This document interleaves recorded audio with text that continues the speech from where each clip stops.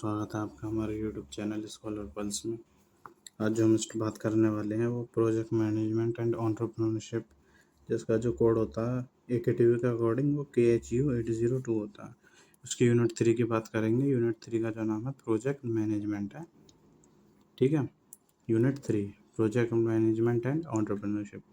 इसमें जो हमारा सबसे फर्स्ट टॉपिक आता है वो आता है प्रोजेक्ट मैनेजमेंट क्या होता है। प्रोजेक्ट मैनेजमेंट जो होता है वो हमारा systematic approach to achieve project objective within constants. ठीक है, सिस्टमैटिक जो अप्रोच होती है, प्रोजेक्ट के जो ऑब्जेक्टिव्स होते हैं, प्रोजेक्ट के जो भी उद्देश्य होते हैं एक पर्टिकुलर लिमिट के अंदर, ठीक है, कॉन्स्टेंट्स के अंदर, उन्हें जो पूरा करने का जो प्रोसेस होता है, जो जो भी ऑब्जेक्टिव, जो भी हमारे उसके जो अप्रोचेस होती हैं, ठीक है, किसी भी प्रोजेक्ट के पर्टिकुलर प्रोजेक्ट के जो भी ऑब्जेक्टिव हैं, नीड है, रिक्वायरमेंट्स हैं, एक पर्टिकुलर लिमिट के अंदर, टाइम के अंदर, उसे हम प्रोजेक्ट मैनेजमेंट कहते हैं।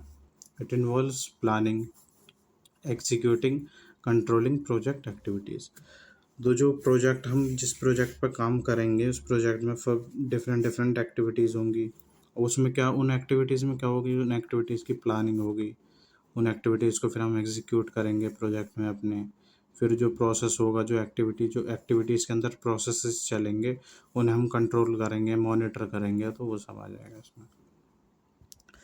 इट कोऑर्डिनेट रिसोर्सेज, ठीक है, कोऑर्डिनेट करने में हमें हेल्प करता है रिसोर्सेज। कैसे? टाइम हो गया हमारा, रिसोर्सेज में टाइम हो गया हमारा, पैसा हो गया, मनी, मटेरियल हो गया, जो भी मटेरियल यूज़ हो रहा है हमारे प्रोजेक्ट में, और मैन पावर, जो भी एम्प्लॉय, वर्कर, जो भी हमारे उसमें अपना वो इनपुट दे रहे हैं, वो हो गए। अब इसका गोल क्या होता है? प्रोजेक्ट मैनेजमेंट का गोल क्या होता है? प्रोजेक्ट मैनेजमेंट का गोल होता है प्रोजेक्ट को टाइम पे डिलीवर कर देना, और एक जो बजट डिसाइडेड है उस प्रोजेक्ट के अकॉर्डिंग, उस बजट के अंदर ही अंदर, और जो भी उस प्रोजेक्ट की रिक्वायरमेंट थी उन्हें भी फुलफिल करना। तो इसमें गोल में क्या लिख रहा है? Deliver projects on time, project को टाइम पे डिलीवर करना, विद इन बजट, बजट के अंदर, जो भी बजट डिसाइड हुआ उस प्रोजेक्ट से रिलेटेड, पर्टिकुलर प्रोजेक्ट से रिलेटेड, उसके अंदर, ठीक है। एंड मीटिंग परफॉर्मेंस रिक्वायरमेंट, जो भी परफॉर्मेंस की रिक्वायरमेंट है उस पर्टिकुलर प्रोजेक्ट में, वो भी फुलफिल होनी चाहिए उस बजट के अंदर, ठीक है। अब उसके बाद जो हमारा आता है वो फेजेस आ जाते हैं प्रोजेक्ट मैनेजमेंट के। प्रोजेक्ट मैनेजमेंट जो होता है उसके जनरली 6 फेजेस होते हैं। प्रोजेक्ट मैनेजमेंट के 6 फेजेस होते हैं। कौन कौन से होते हैं? सबसे पहला जो आता है वो आता है इसमें हमारा आइडेंटिफिकेशन, है ना, आइडेंटिफिकेशन आता है। ओके, अब आइडेंटिफिकेशन में हम करते क्या क्या हैं? सबसे पहले नीड को आइडेंटिफाई करते हैं, क्या फिर अपॉर्चुनिटी क्या क्या होंगी उस स्कोप में, ठीक है, जो भी हम चूज़ कर रहे हैं। ऑब्जेक्टिव डिटरमाइन करने पड़ेंगे, या उससे रिलेट जो भी हमारा आउटकम आएगा, जो भी आउटपुट मिलेंगे हमें से, वो देखने पड़ेंगे, वो डिटरमाइन करने पड़ेंगे। और कंसिडर फैक्टर्स, कौन कौन से फैक्टर कंसिडर करने पड़ते हैं हमारे आइडेंटिफिकेशन फेज में? मार्केट की डिमांड क्या है, कस्टमर की नीड्स क्या है, और किस जो भी ऑर्गेनाइजेशन है जो प्रोजेक्ट पे काम कर रही है उसके क्या गोल्स हैं, ठीक है। तो ये हमारा आइडेंटिफिकेशन में आ जाता है। सेकंड जो आता है वो हमारा आता है फॉर्मुलेशन। Okay, formulation. अब फॉर्मुलेशन में क्या आता है? सबसे पहले प्रोजेक्ट का स्कोप डिफाइन करना पड़ता है, क्या उसकी बाउंड्रीज होंगी, उसकी लिमिट्स क्या होंगी इस प्रोजेक्ट की। डेवलपमेंट में क्या आ जाता है? प्रोजेक्ट का कॉन्सेप्ट आ जाता है, स्ट्रेटजी उसकी क्या क्या लगानी है हमें प्रोजेक्ट में, वो आ जाती हैं। इवेल्युएशन होता है किसका? पोटेंशियल रिस्क को इवेल्युएट करा जाता है, देखा जाता है कि क्या क्या रिस्क हो सकते हैं, क्या क्या हमें चैलेंजेस फेसेस करने पड़ सकते हैं। फीजिबिलिटी देखी जाती है, फीजेबल है नहीं, फीजेबल किन किन वे में देखी जाती है? टेक्निकल वे में स्टडी करी जाती है कि भैया टेक्निकल फीजिबिलिटी हमें मिलेगी या नहीं मिलेगी, फीजेबल है नहीं है।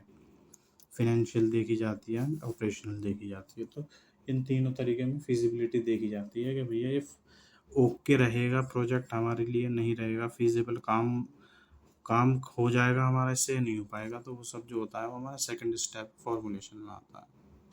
थर्ड जो आता है वो आता है हमारा इसमें अप्रेजल। अब अप्रेजल में क्या होता है? असेसमेंट होता है, आइडेंटिफाई करा जाता है, ठीक है, क्या क्या प्रोजेक्ट के बेनिफिट्स क्या होंगे, पोटेंशियल रिटर्न्स ऑन इन्वेस्टमेंट, जो भी हम पर्टिकुलर इन्वेस्टमेंट डाल रहे हैं, जो भी स्टेक होल्डर उस प्रोजेक्ट में इन्वेस्ट करेंगे तो उन्हें कितना क्या रिटर्न मिलेगा, ठीक है। एनालिसिस करेंगे, फाइनेंशियल वायबिलिटी देखेंगे, कॉस्ट बेनिफिट एनालिसिस होगा। तो ये जो सब आता है वो हमारे अप्रेजल में आता है। नेक्स्ट आता है हमारा फोर्थ इज सिलेक्शन। सिलेक्शन में क्या आता है हमारा? सिलेक्शन में आता है प्रायोरिटाइजेशन क्राइटेरिया। कौन कौन से प्रोसेसेस हैं, कौन कौन सी चीज़ होंगी जो हमें एक तरीके से प्रायर जिन्हें हमें प्रायोरिटी देनी है, जो हमें पहले करनी है। तो इस तरीके से प्रायोरिटाइजेशन क्राइटेरिया सेलेक्ट करेंगे इसमें हम। Evaluation of project option against established criteria, इसमें आ जाता है कि क्या क्या और अदर ऑप्शन हो सकते हैं जो भी हम प्रोजेक्ट पे काम कर रहे हैं, उसमें फर्दर एक्टिविटीज़ हैं, वेरियस प्रोसेसेस हैं। तो हम ये देख सकते हैं कि हमने जो एक एक्टिविटीज़ और डिफरेंट डिफरेंट प्रोसेस सेलेक्ट कर लिए हैं, उसमें कुछ चेंजेस तो नहीं करनी है, और अच्छा ऑप्शंस हो सकते हैं, नहीं हो सकते उस प्रोजेक्ट में, उस एक्टिविटीज़ को लेकर। तो ये सब हम इसमें देख सकते हैं। फिर उसके बाद आता है फिफ्थ हमारा इम्प्लीमेंट करना, इम्प्लीमेंटेशन का। इम्प्लीमेंटेशन में आ जाता है हमारा detail project plan outlining task, ठीक है। डिटेल प्रोजेक्ट पे काम करेंगे, ठीक है, उसके टास्क क्या क्या होंगे उन सबको आउटलाइन करेंगे।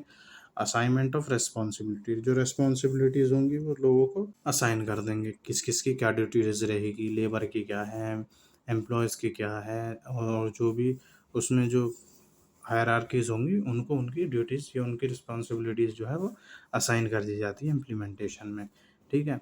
उसके बाद इसमें क्या होता है? Execution of project activities according to plan, plan के अकॉर्डिंग जो प्रोजेक्ट की एक्टिविटीज़ हैं उन्हें एग्जीक्यूट करा जाएगा, उन्हें इम्प्लीमेंट कराया जाएगा, और जो प्रोजेक्ट की एक्टिविटीज़ हैं उन्हें चालू करवा दिया जाएगा। सिक्स्थ जो आता है वो आता है हमारा इसमें मैनेजमेंट। मैनेजमेंट में क्या आता है हमारा इसमें? मैनेजमेंट में आता है हमारा monitoring and tracking of project progress. फिर ट्रैक करेंगे, मॉनिटर करेंगे, चेक करेंगे कि प्रोजेक्ट की क्या प्रोग्रेस है, कितना प्रोजेक्ट पे वर्क हो रहा है कि नहीं हो रहा। Identification and management of risk, हमें रिस्क को आइडेंटिफाई करेंगे, अगर कुछ रिस्क उसमें आ रहे हैं तो उन्हें मैनेज करेंगे। तो ये सब हम इसमें देखेंगे मैनेजमेंट में। रेगुलर कम्युनिकेट करेंगे लोगों से, एम्प्लॉय से, जो भी उस प्रोजेक्ट पे काम कर रहे होंगे उनसे, जो स्टेक होल्डर्स रहते हैं जिनके शेयर्स वगैरह होंगे उसमें उनसे। क्वालिटी कंट्रोल मेजर्स लिए जाएंगे, एक क्वालिटी प्रोडक्ट हमें मिल सके तो उसके लिए हम क्या क्या कर सकते हैं। इसमें एग्जांपल यहाँ लिख दिया है, new office space as a project, कि नया ऑफिस स्पेस अगर हमें बनाना है एज ए प्रोजेक्ट तो वो हम इसमें एक एग्जांपल ले सकते हैं, ठीक है। तो ये सिक्स फेज हो गए हमारे। Implementation, identification, formulation, appraisal, selection, implementation, management. तो ये हमारे सिक्स फेज होते हैं प्रोजेक्ट मैनेजमेंट के, ठीक है। उसके बाद जो आता है वो आता है हमारा role of project manager and की स्किल्स, के प्रोजेक्ट मैनेजर जो होता है उसकी क्या क्या स्किल्स होनी चाहिए उसमें, और उसका क्या रोल होता है, ठीक है, प्रोजेक्ट की मैनेजमेंट में। प्रोजेक्ट मैनेजर का मैनेजर, तो सबसे पहले जो आता है ये दो टॉपिक हो गए हमारे। एक तो रोल क्या होगा प्रोजेक्ट मैनेजर का, की स्किल्स क्या होनी चाहिए एक प्रोजेक्ट मैनेजमेंट मैनेजर के अंदर। तो जो की स्किल्स जो होती हैं प्रोजेक्ट मैनेजर की, सबसे पहले प्लानिंग और ऑर्गेनाइजेशनल स्किल होनी चाहिए। प्लानिंग स्किल होनी चाहिए, इफेक्टिवली वो चीज़ों को प्लान कर पाए, प्रोसेसेस को, एक्टिविटीज़ को कैसे करना है, काम कैसे नहीं करना। एक ऑर्गेनाइजेशनल स्किल्स होनी चाहिए, सभी लोगों को जो ऑर्गेनाइजेशन से रिलेटेड जो भी स्किल्स की रिक्वायरमेंट होगी वो उसमें होनी चाहिए। पर्सनल मैनेजमेंट स्किल होनी चाहिए, फ्लेक्सिबिलिटी होनी चाहिए उसके अंदर, और एक प्रॉब्लम सॉल्विंग कैपेबिलिटी होनी चाहिए उसकी, कि जो भी अगर प्रोजेक्ट से रिलेटेड या फिर उसकी ऑर्गेनाइजेशन में जो भी ऑर्गेनाइजेशन से रिलेटेड जो भी प्रॉब्लम आ रही है वो उन्हें कैसे सॉल्व करता है या कैसे उन्हें बियर करता है। एंड एंटरप्रेन्योरियल स्किल्स होनी चाहिए, इनिशिएटिव उस इनिशिएटिव होना चाहिए वो बंदा या बंदी, ठीक है। और रिस्क टेकिंग एबिलिटी होनी चाहिए उसकी, रिस्क को वो हैंडल कर सके। जब एक एंटरप्रेन्योरियल स्किल आ जाएगी तो ऑब्वियसली ये जो रिस्क टेकिंग एबिलिटी होती है वो एंटरप्रेन्योर्स की ही होती है, रिस्क टेकिंग एबिलिटी। तो रिस्क टेकिंग एबिलिटी भी उसमें आ जाएगी। तो ये जो होती हैं ये पांच ही की स्किल्स होती हैं एक प्रोजेक्ट मैनेजर की। उसके बाद जो आता है वो इसमें हमारा रोल आता है कि प्रोजेक्ट मैनेजर का प्रोजेक्ट में क्या रोल होता है। वो प्लानिंग में हेल्प करेगा, लीड करेगा अपने ग्रुप को, या जो भी अब उसका जो प्रोजेक्ट है उससे रिलेटेड जो भी बंदे हैं, मतलब हर चीज़ में प्रोजेक्ट से रिलेटेड वो लीड करेगा, एक लीडर लीडर की तरह वो अपना रोल निभाएगा। एग्जीक्यूशन, प्रोजेक्ट के एग्जीक्यूशन में, उसके मॉनिटरिंग में, उसमें भी वो ध्यान देगा। टाइम मैनेजमेंट, ठीक है, बजट कितना होगा, बजट पे ध्यान देगा। डॉक्यूमेंटेशन से रिलेटेड जो भी वर्क होगा वो भी उसे देखना पड़ेगा, और उसकी जो मेंटेनेंस होगी वो भी प्रोजेक्ट मैनेजर के अंडर ही आती है। तो ये रोल रहता है एक प्रोजेक्ट मैनेजर का किसी भी प्रोजेक्ट मैनेजमेंट के टास्क में। थर्ड जो आता है टॉपिक हमारा, वो आता है इसमें project life cycle and it's phases, कि प्रोजेक्ट लाइफ साइकिल क्या होती है और उसमें क्या कौन कौन से फेजेस होते हैं। सबसे पहले जो आता है प्रोजेक्ट लाइफ साइकिल होती क्या, the sequence of phases through which the project will evolve. Sequence of phases, जो फेजेस हैं डिफरेंट जो प्रोजेक्ट के, एक जो किसी भी प्रोजेक्ट पे हम काम कर रहे हैं उस प्रोजेक्ट के, उन प्रोजेक्ट को डिफरेंट एक्टिविटीज़ में, उसके प्रोसेसेस में डिवाइड कर दिया जाता है। तो जो सीक्वेंस जो होता है उन फेजेस का, ठीक है, कि हम कैसे इनिशिएट करेंगे प्रोजेक्ट को, प्लानिंग कैसे करेंगे उसमें, हम कैसे उसे हम एग्जीक्यूट करेंगे, कैसे हम उसे कंट्रोल करेंगे, और भी मेंटेन कैसे करेंगे, उसके ट्रैकिंग कैसे करेंगे, मॉनिटर कैसे करेंगे, वो सब जो सीक्वेंस जो होता है उसका, कि सीक्वेंस में वो फेजेस हम अरेंज करते हैं। तो वो सीक्वेंस ऑफ फेजेस जो होता है जिसके थ्रू जो प्रोजेक्ट होता है वो इवॉल्व होता है, वो बनता है, it is defined by it's phases. जो प्रोजेक्ट लाइफ साइकिल जो होती है वो उसके फेजेस के द्वारा ही डिफाइंड की जाती है। सीरीज ऑफ स्टेजेस होती हैं प्रोजेक्ट लाइफ साइकिल में, जो कि इनिशिएशन से स्टार्ट होती है टू क्लोजर तक, इनिशिएशन से क्लोजर तक जाती है। अब इसके फेजेस देख लेते हैं, फेजेस क्या होते हैं। इसके जो होते हैं 5 फेजेस होते हैं जनरली, ठीक है। Phases of project life cycle. Phase 1, phase 1 आता है हमारा इनिशिएशन फेज़। इनिशिएशन फेज़ में क्या करते हैं हम, प्रोजेक्ट प्रपोजल देखते हैं क्या है, उसकी फिजिबिलिटी का एनालिसिस करते हैं, और जो प्रोजेक्ट का कैरेक्टर होता है वो देखते हैं, ठीक है, ये होता है इसमें। फेज़ 2 में हमारा हम प्लानिंग वगैरह करते हैं। इनिशिएट कर दिया हमने प्रोजेक्ट, प्लानिंग करी, उसकी प्लानिंग में क्या करेंगे, प्रोजेक्ट का प्लान क्या है, इस स्कोप देखेंगे उसका, ठीक है, स्कोप डिफाइन करेंगे, रिसोर्सेज को एलोकेट करेंगे और उन्हें स्केड्यूल कर देंगे। फेज़ 3 में आता है हमारा एग्जीक्यूशन। इनिशिएट कर दिया हमने प्रोजेक्ट को, प्लान भी कर दिया, एंड देन उसके बाद थर्ड स्टेप में हम उसे एग्जीक्यूट करेंगे। होता क्या है एग्जीक्यूशन में, प्रोजेक्ट को इम्प्लीमेंट करा जाता है। Project implementation, team coordination, team के साथ कोऑर्डिनेट करा जाता है ना, एम्प्लॉयज़ वगैरह हो गए, उसके जो भी मैनेजर वगैरह होता है वो सब, उसमें कोऑर्डिनेशन होता है टीम के साथ, ठीक है। टास्क को फिर एग्जीक्यूट करा जाता है, that is task execution. Phase 4 जो होता है वो हमारा मॉनिटरिंग एंड कंट्रोल आ जाता है। फेज़ 4 आ जाता है हमारा मॉनिटरिंग एंड कंट्रोल। अब मॉनिटरिंग एंड कंट्रोल में क्या होता है, प्रोग्रेस ट्रैकिंग, ठीक है। अब जो भी प्रोजेक्ट पे काम चल रहा है उसकी क्या प्रोग्रेस है, कितना काम हुआ है, कितना काम नहीं हुआ, कि कौन कौन सी एक्टिविटीज़ रह रही हैं, कौन कौन से प्रोसेसेस हो गए हैं, रह गए हैं, तो उसकी जो ट्रैकिंग होती है वो हम मॉनिटरिंग और कंट्रोल फेज में देखते हैं। परफॉर्मेंस मेजरमेंट, ठीक है, कि हमें बेटर परफॉर्मेंस मिल रही है नहीं मिल रही, एम्प्लॉयज़ की परफॉर्मेंस, प्रोग्रेस की, एक्टिविटीज़ की परफॉर्मेंस, उन सबको मेजर करते हैं इसमें।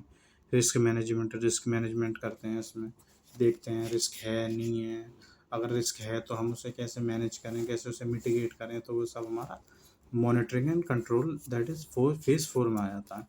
और जो लास्ट फेज़ होता है वो उसका होता है क्लोजर।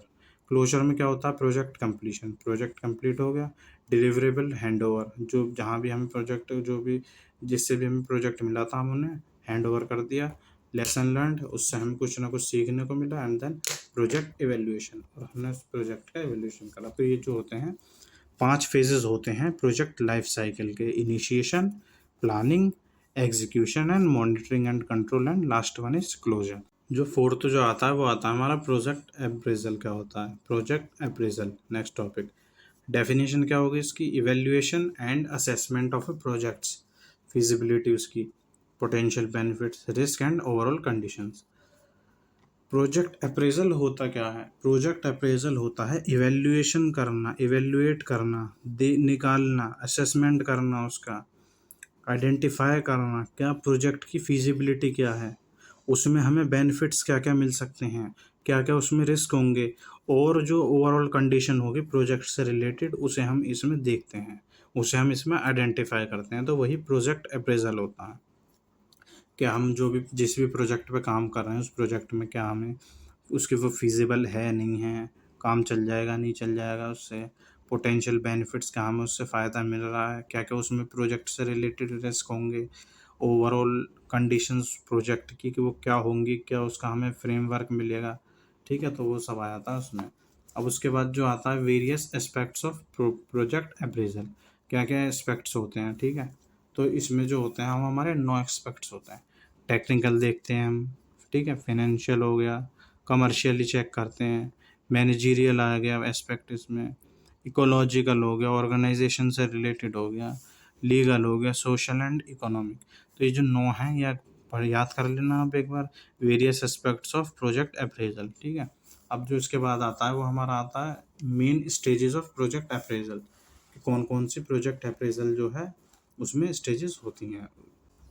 फर्स्ट वन आता है इसमें हमारा फिजिबिलिटी असेसमेंट, फिजिबिलिटी का असेसमेंट करते हैं, रिस्क को एनालाइज करते हैं, इकोनॉमिक इवेल्युएशन करते हैं, ठीक है। इकोनॉमिकली हम इवेल्युएट करते हैं, इकोनॉमिक पे हमें क्या मिलेगा क्या नहीं मिलेगा, ठीक है। इकोनॉमिकली हम उसे एक तरह से देखते हैं। मार्केट और स्टेक होल्डर का एनालिसिस करते हैं, मार्केट कैसी है, जो स्टेक होल्डर्स हैं वो कैसे हैं, वो डिटेल्ड स्टडी करते हैं, उन पे उन्हें एनालाइज करते हैं, ठीक है। ये स्टेजेस का पार्ट है प्रोजेक्ट अप्रेजल की। एनवायरमेंटल और सोशल इम्पैक्ट का असेसमेंट करते हैं, क्या इन सोशली इम्पैक्ट पड़ेगा उस पर, क्या इन्वायरमेंटली इम्पैक्ट पड़ेगा, पॉजिटिव तो नहीं है, कहीं नेगेटिव इम्पैक्ट तो नहीं पड़ रहा, तो वो सब हम इसमें देखते हैं। फिनेंशियल अप्रेजल, फिनेंशियली चेक करते हैं, फिनेंशियली बेनिफिशियल है या नहीं है, वो सब हम इसमें चेक करते हैं। लीगल और रेगुलेटरी कंप्लायंसेस, ठीक है, लीगली चेक करते हैं कि प्रोजेक्ट पे जिस भी प्रोजेक्ट पे हम काम वगैरह कर रहे हैं वो लीगल है नहीं है, और भी जो जो भी लीगली जो टर्म्स होंगी वो फुलफिल हो रही है नहीं हो रही हैं, तो वो सब आ जाता है इसमें। डिसीजन मेकिंग देखेंगे इसमें हम, ठीक है। तो ये जो 8 पॉइंट्स हैं, feasibility assessment, risk analysis, economic evaluation, market and stake holder analysis, environmental and social impact assessment, financial appraisal, legal and regulatory compliances and decision making. तो ये जो होते हैं वो हमारे मेन स्टेजेस होती हैं किसकी, प्रोजेक्ट अप्रेजल की। उसके बाद जो आता है वो आता है हमारा टेक्निकल अप्रेजल। क्या होता है टेक्निकल अप्रेजल की डेफिनेशन क्या होती है, assessment of a projects technical feasibility and requirements. Technical feasibility क्या होंगी प्रोजेक्ट की, और क्या क्या उसकी टेक्निकल रिक्वायरमेंट्स होंगी, तो वही होता है हमारा टेक्निकल अप्रेजल। अब इसकी ज़रूरत क्यों पड़ती है, क्यों हमारे लिए इम्पोर्टेंट होता है, तो इसकी इम्पोर्टेंस देख लेते हैं एक बार, ठीक है। 5 पॉइंट्स हैं, इजी हैं, कि सबसे पहले जो आता है वो हमारा फिजिबिलिटी असेसमेंट। फिजिबिलिटी को असाइन करने के लिए, असेस उसको चेक करने के लिए, वो सब हम ये इम्पोर्टेंट होता है क्या, टेक्निकल अप्रेजल। रिस्क आइडेंटिफिकेशन के लिए और उसे मिटिगेट करने के लिए, एलिमिनेट करने के लिए, इसलिए ज़रूरी होता है ये। प्रोजेक्ट की प्लानिंग के लिए और उसके एग्जीक्यूशन में हेल्प करता है, इसलिए इम्पोर्टेंट होता है। ये एक हमें क्वालिटी एश्योरेंस दिलाता है कि जो भी हम प्रोजेक्ट पे काम कर रहे हैं, किसी भी जो भी प्रोजेक्ट है पर्टिकुलर, वो एक हमें क्वालिटी प्रोडक्ट मिलेगा, तो वो भी एश्योर्ड करता है, ठीक है। और उसके बाद जो आता है स्टेक होल्डर्स कॉन्फिडेंस, वो सब भी आता है इसमें हमारा। तो ये हो गया हमारी इंपॉर्टेंस टेक्निकल अप्रेजल की। हमारा आता है एस्पेक्ट्स ऑफ टेक्निकल अप्रेजल, क्या क्या टेक्निकल अप्रेजल के एस्पेक्ट्स होते हैं। तो सबसे पहले जो इसमें हमारा आता है, सबसे पहले आता है इसमें हमारा manufacturing process over technology. Selection depend करता है हमारी प्लांट की कैपेबिलिटी क्या है, प्रिंसिपल आउटपुट क्या होगा। हम कुछ अगर हमें एक प्रोजेक्ट पे काम करना है, उस प्रोजेक्ट पे, ठीक है, अगर कोई प्रोडक्ट बना रहे हैं तो एक तरीके से उसके प्रोसेसेस हो गए। सबसे पहले हम मैन्युफैक्चरिंग प्रोसेस देखेंगे, उसके लिए हमें ये देखना पड़ेगा भाई प्लांट की कैपेबिलिटी क्या है, ठीक है। प्रिंसिपल आउटपुट प्रोडक्ट में क्या हमें क्या मिलेगा, ठीक है, उसका प्रिंसिपल प्रोडक्ट क्या है, वो सब हमें इसमें मैन्युफैक्चरिंग में देखेंगे। उसके बाद आता है सेकंड, इसमें टेक्निकल अरेंजमेंट करेंगे कि एक गुड टेक्निकल कोलैबोरेटर होना चाहिए, एक अच्छा कंसल्टेंट होना चाहिए हमारे पास। थर्ड वन में हमारा आता है मटेरियल इनपुट और यूटिलिटीज़ क्या होंगी हमारी। मटेरियल इनपुट में क्या आ गया हमारा, raw material, process industrial material हो गया, सेकंड हैंड मटेरियल जो हो गया एक तरह से, फैक्ट्री सप्लाईज कितनी है, कितने यूटिलिटीज़, कितना खर्चा हो रहा है, तो वो सब हमारा मटेरियल इनपुट्स और यूटिलिटीज़ में आ जाता है। फोर्थ हमारा आता है प्रोडक्ट मिक्स। प्रोडक्ट मिक्स में क्या आ जाता है हमारा, it is important for unit to survive, to have flexibility to survive in changing market condition. जो भी यूनिट्स हैं, जो भी इन्वेंट्री है, उस वो एक फ्लेक्सिबिलिटी होनी चाहिए उसके पास। क्यों क्यों होनी चाहिए, अगर मार्केट में कुछ फ्लक्चुएशन आते हैं, मार्केट की डिमांड में कुछ चेंजेस आते हैं, तो वो सरवाइव कर सके मार्केट में। तो वही फ्लेक्सिबिलिटी उस पर होनी चाहिए यूनिट्स के पास, ठीक है। तो ये हमारा प्रोडक्ट मिक्स में आ जाता है। प्लांट की कैपेसिटी आ जाती है उसके बाद हमारी। प्लांट की कैपेसिटी में क्या होता है, नंबर ऑफ यूनिट्स पर volume that can be produce during a given period of time. कि हमारे पास इतनी यूनिट्स होनी चाहिए पर यूनिट वॉल्यूम में, जो कि प्रोड्यूस हो गए एक particular given period of time में, ठीक है। तो वो आ गई हमारी प्लांट की कैपेसिटी में। उसके बाद और क्या चीज़ होगी, लोकेशन और साइट। अब लोकेशन कैसी जगह होगी या साइट कैसी जगह होगी, जो भी हमारी location should be close to sources of और रॉ मटेरियल्स मार्केट। जो लोकेशन है वो ऐसी जगह पे होनी चाहिए जहाँ हमें सोर्सेज भी इजीली अवेलेबल मिल जाए, ज़्यादा दूर ना जाना पड़े, रॉ मटेरियल्स की हमें इजीली अवेलेबिलिटी हो जाए, और मार्केट भी पास में ही हो। मार्केट जहाँ उसकी प्रोडक्ट जो हम बनाएंगे उस प्लांट पे, वो प्रोडक्ट भी इजीली हम मार्केट तक पहुँचा पाएँ, तो मार्केट भी पास होनी चाहिए। रॉ मटेरियल्स जो हमें रिक्वायरमेंट है वही पास होनी चाहिए, जिससे खर्चा कम होगा, ट्रांसपोर्टेशन का खर्चा हमारा बचेगा, और इजीली हम जो है वो इजीली हम वर्क कर पाएंगे और इजीली अपना प्रोडक्ट डिलीवर कर पाएंगे। अब प्लांट चलाना है तो प्लांट में ऑब्वियस सी बात है कि ये पावर ज़्यादा लगेगी हमारी, तो पावर इज़ चीप होनी चाहिए एंड अनइंटरप्टेड, 24/7 आनी चाहिए वो, 20 अनइंटरप्टेड ना हो, वरना जो प्रोडक्ट हमारा मैन्युफैक्चर हो रहा होगा, जो भी बन रहा होगा, उसमें रुकावट आएगी। तो पावर भी चीप होनी चाहिए, इलेक्ट्रिसिटी वहाँ की चीप होनी चाहिए जिससे खर्चा कम आए, और जो पावर है, जो भी वहाँ की इलेक्ट्रिसिटी है, वो अनइंटरप्टेड होनी चाहिए। वाटर अवेलेबिलिटी, इजीली वाटर की अवेलेबिलिटी हो, इजीली पानी मिल जाए, क्योंकि पानी की रिक्वायरमेंट होगी तो वाटर रिक्वायरमेंट होगी, इसलिए बोल रखा है इन्होंने, वाटर अवेलेबिलिटी होनी चाहिए। ट्रांसपोर्टेशन होना चाहिए कि ऐसा ना हो कहीं जंगलों में दे दिया और वहाँ ट्रांसपोर्टेशन का आना जाना हो ही नहीं पा रहा, ऐसी जगह प्लांट बना दिया जहाँ ट्रांसपोर्टेशन की सुविधा है ही नहीं, तो वो सब है।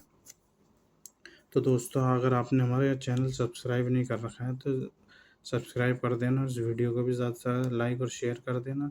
और अगर आपको कोई भी डाउट आता है, कुछ भी वो आती है, तो आप हमें कमेंट सेक्शन में बता देना, और इसके जो यूनिट के नोट्स हैं आप मुझे बता देना। मैं आपको इस पे टेलीग्राम जो चैनल है हमारा स्कॉलर पल्स, डिस्क्रिप्शन में लिंक मिल जाएगा उसका, मैं वहाँ टेलीग्राम चैनल ज्वाइन कर लेना आप। मैं टेलीग्राम चैनल पे इसके नोट्स भी डाल दूँगा, ठीक है। तो अब नेक्स्ट इस पे टॉपिक पे आते हैं। जो 7th पॉइंट जो होता है वो इसमें हमारा वो आता है मशीनरीज एंड इक्विपमेंट्स।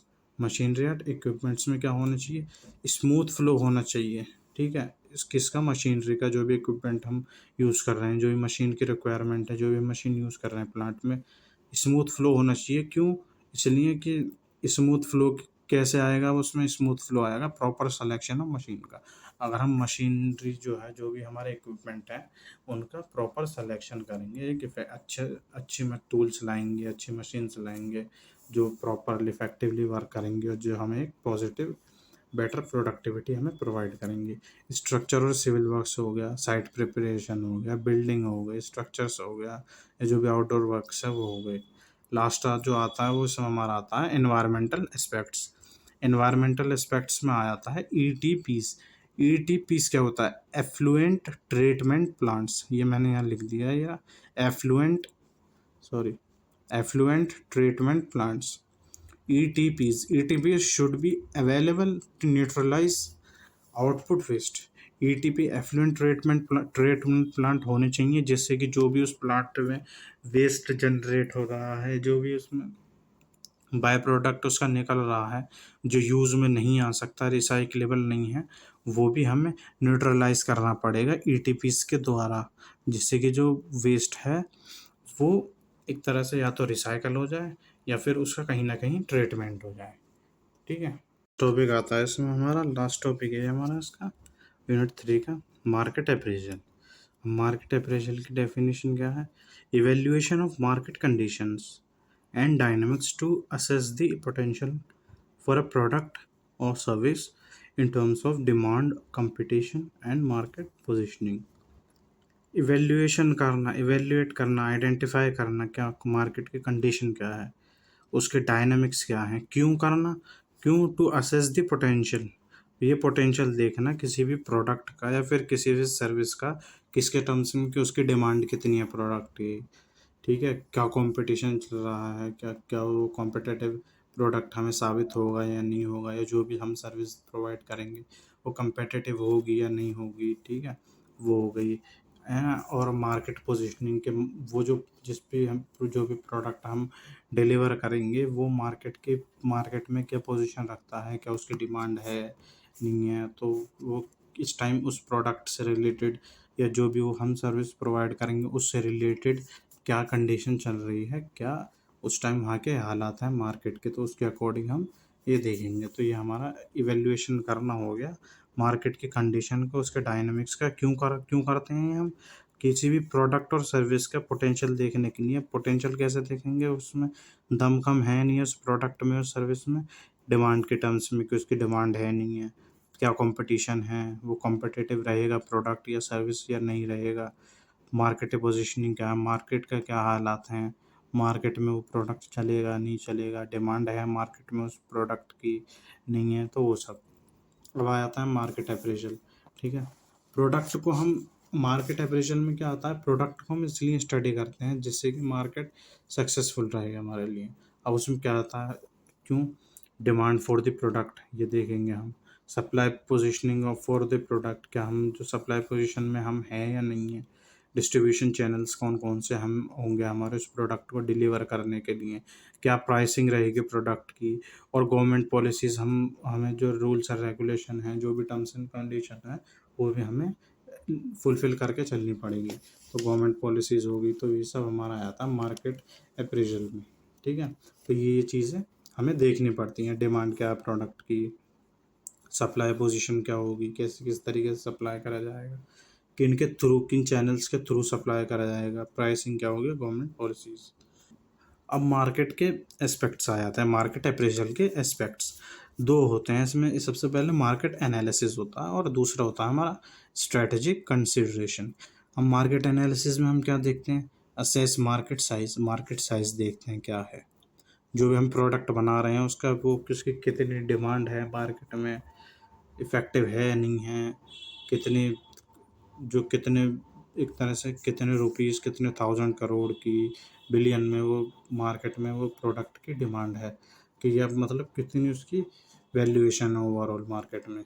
तो मार्केट का साइज़ देखेंगे कि जो भी हम प्रोडक्ट लॉन्च कर रहे हैं वो लॉन्ग टर्म हमें बेनिफिट देगा नहीं देगा, वो उसके बिगर मार्केट के लिए बना है या वो नहीं बना। ठीक है, वो सब देखेंगे, डिमांड क्या है उसकी, क्या कंपटीशन है, क्या उसका ट्रेंड चल रहा है नहीं है। ठीक है, एक ट्रेंडी प्रोडक्ट है या जो भी सर्विस दे रहे वो है नहीं, सेगमेंटेशन देखेंगे हम। ठीक है, ये सब हम करते हैं मार्केट के एनालिसिस में।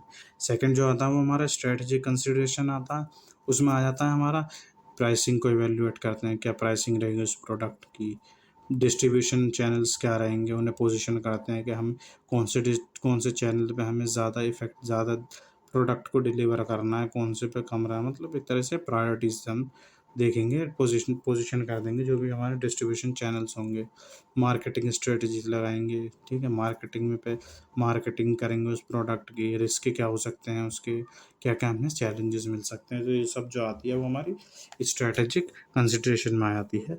ये हो गए हमारे मार्केट अप्रेजल के एस्पेक्ट्स। तो इसी के साथ ही जो हमारी यूनिट 3 है वो यहाँ पर कंप्लीट होती है। और आप हमारा चैनल भी सब्सक्राइब कर देना, स्कॉलर पल्स। ठीक है, इस वीडियो के साथ ज़्यादा शेयर करना प्लीज़, और इस वीडियो पे कमेंट भी कर देना। अगर जो भी आपको कोई डाउट है, कोई परेशानी है, वो आप मुझे मैं कमेंट करके बता देना, हो सकता है मैं आपकी सॉल्व करने में हेल्प कर सकूँ। और इस यूनिट के नोट्स मैं आपको टेलीग्राम के चैनल पे डाल दूँगा, तो आप हमारा टेलीग्राम का चैनल भी ज्वाइन कर लेना, जिसका लिंक मैं डिस्क्रिप्शन में डाल दूँगा। तो हम मिलते हैं आपसे नेक्स्ट वीडियो में, तब तक के लिए थैंक यू।